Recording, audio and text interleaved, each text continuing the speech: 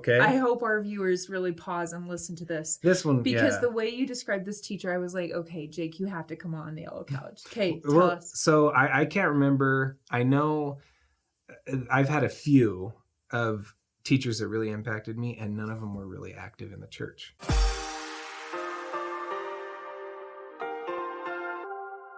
Hello and welcome to The Middle. I'm Ganel-Lyn, your host, and Jake is back.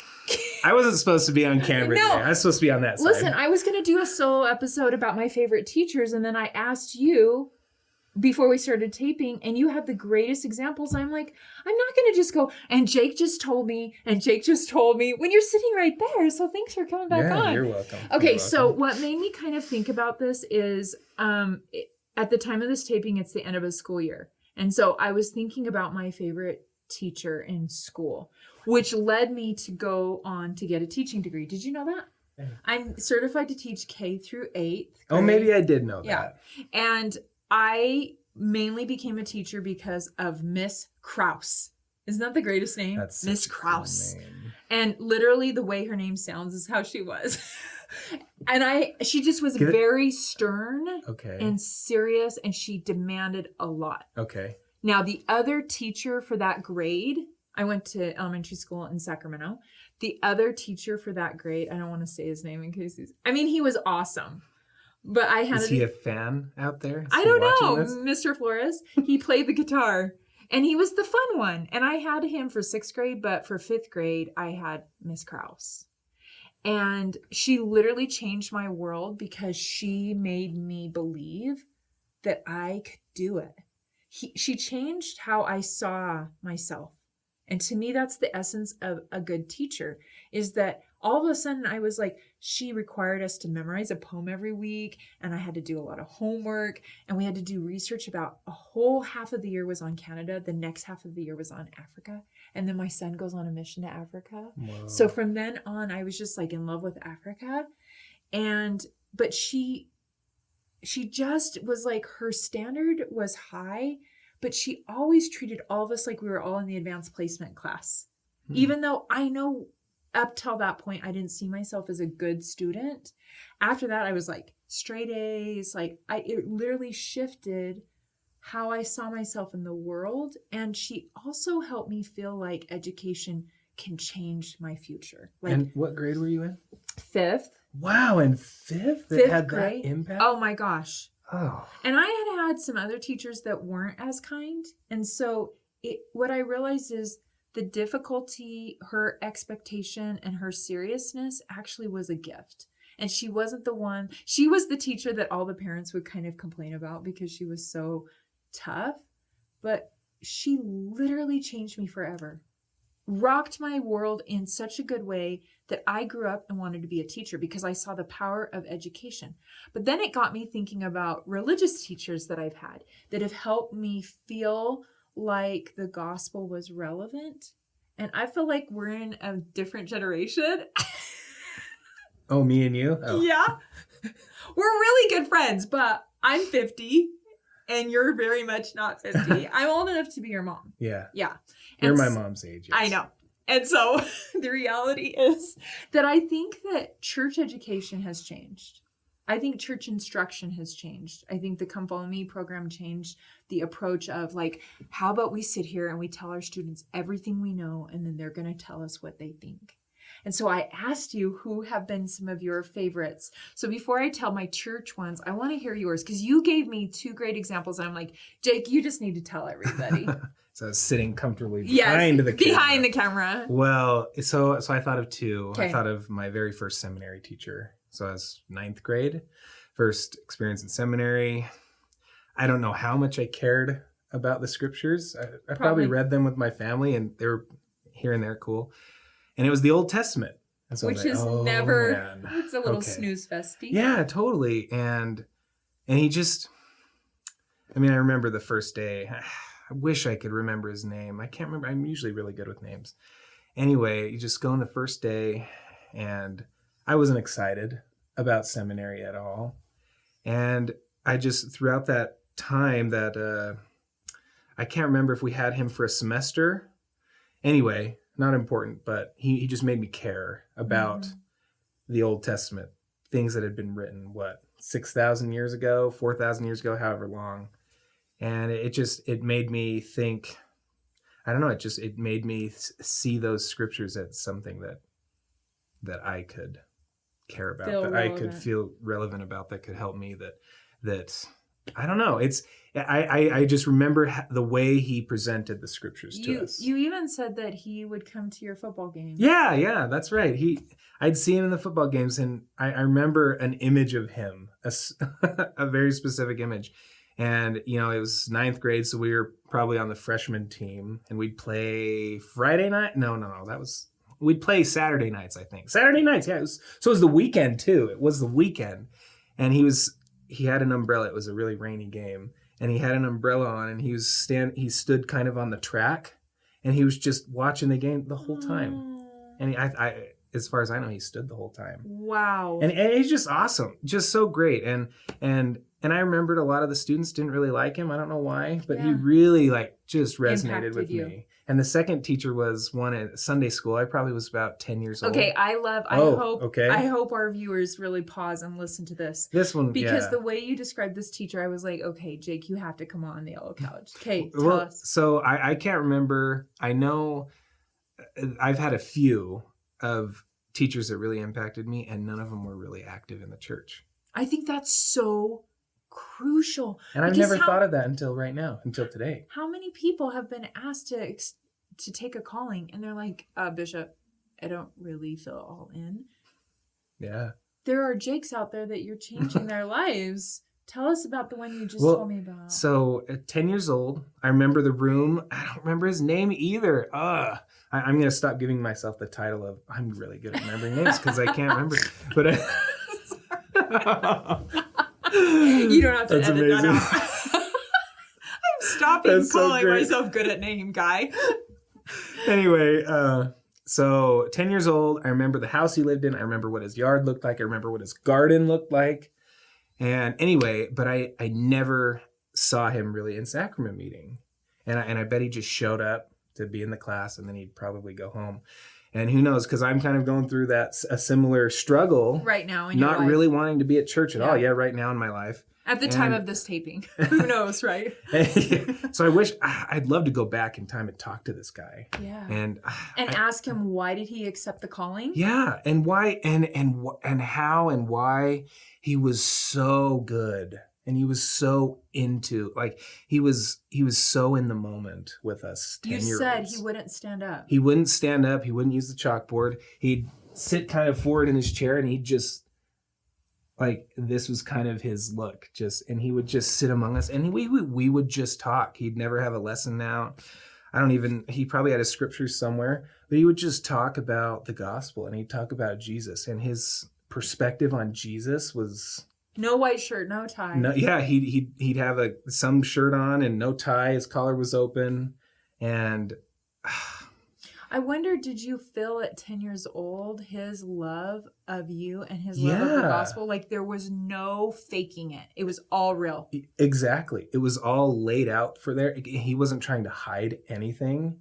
Like I have this image in my head of his shoes being dirty. Love that, Jake. I love that. This is why I wanted you to come on.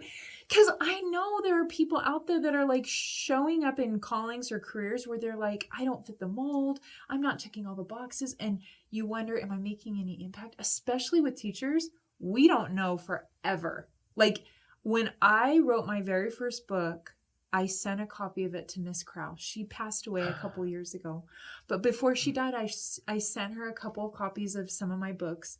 And I put in the inscription, just I told her what she meant to me. She had no idea. Here I am in my 40s. And I am sure she clearly can remember all the parents that didn't like her. And I'm just without her, I wouldn't have become a teacher. And I really see that doing this show and my other show and writing and speaking is really still being a teacher, right? That's how I call myself. I feel like I'm a teacher.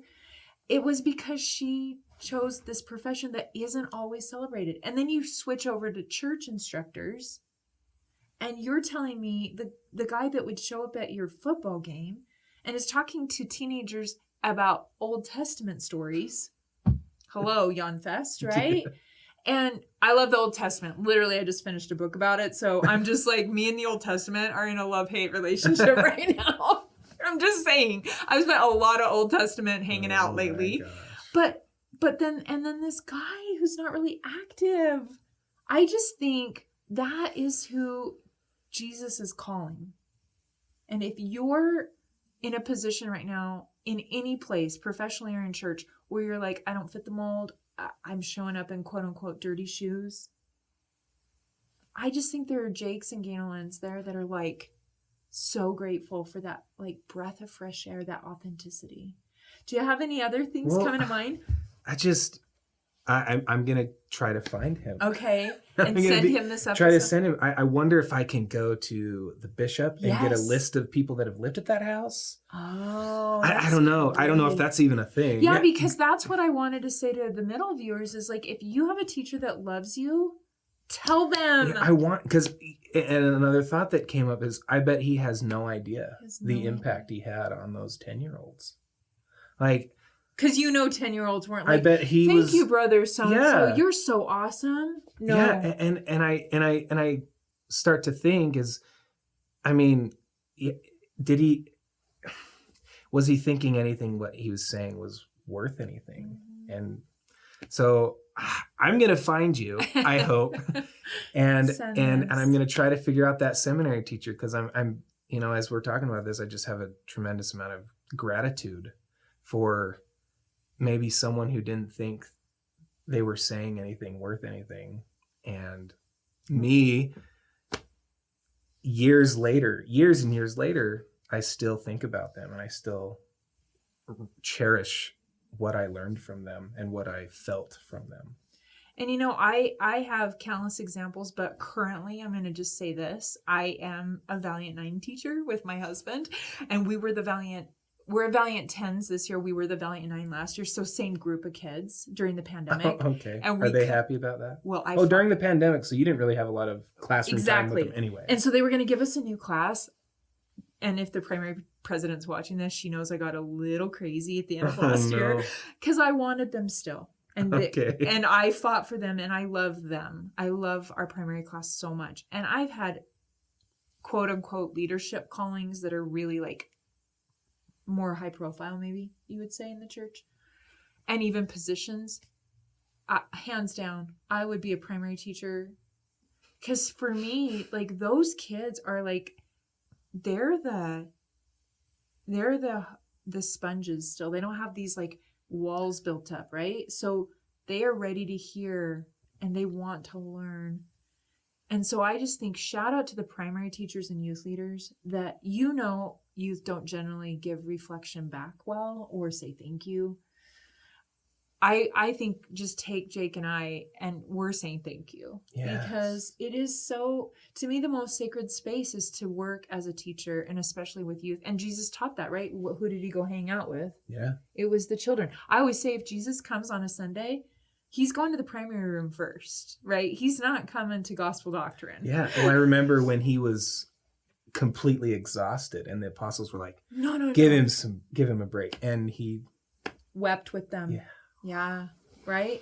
So I feel like, and the teachers in my life that made the impact the way you just described are exactly the ones you just described. They're the ones that make you feel like what they're teaching is relevant. The gospel matters because it's personal, and they're not perfect. They don't have all the answers. And so thanks for doing this, because I just wanted to do like a big love fest for all the teachers in the world, whether it's church, whether it's, our teachers in our schools this year have had to teach double online lessons and in person. They're not always revered and respected or paid what they're worth. And I think if someone's coming to mind and you're listening to this and you're like, oh yeah, I remember this teacher that was like, like, let them know, right? Wouldn't it be cool if we just started this movement where everyone thanked a teacher today? And what that would do. Yeah. Especially my mom would appreciate. She's an art teacher. Oh, she is? Thanks, Jake's mom. And she puts everything. You watch it behind the scenes, right? Yeah. I see her the late nights and And I think education is so powerful. So any last minute thing you want to say that's coming to mind? No, I can't stop thinking about the guy's shoes. That I can't image, stop. And the way he showed up is just who he was. And what Jesus looked like to him. And it wasn't the manual Jesus. It wasn't the perfect, let me eloquently describe Jesus. It was a very, very real Jesus and a very real relationship that, what I see as this humble person had with him. And I remember it to this day. So it had such an impact on me. Thanks for letting me share that. Aww. I hadn't thought about this for who knows how long when you asked me that question.